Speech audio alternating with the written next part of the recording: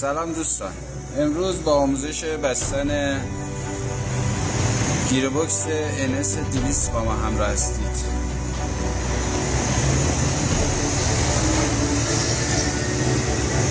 توضیح در مورد اینا بهتون بدم. یه نکتهش اینه که اینجا اورنگی داره، حتما این سالم باشه، چون یه کانال روغنی که اینجا میاد داخل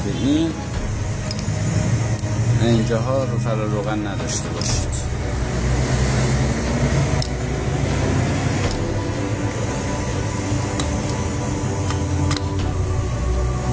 اینم همینطور، اینم کانال روغن داره، اینا حتما چک کنید کانالش باز باشه.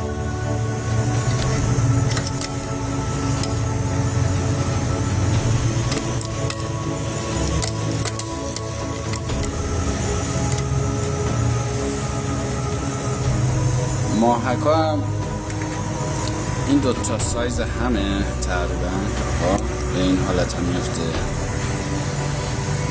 این یکی کوچکتری که این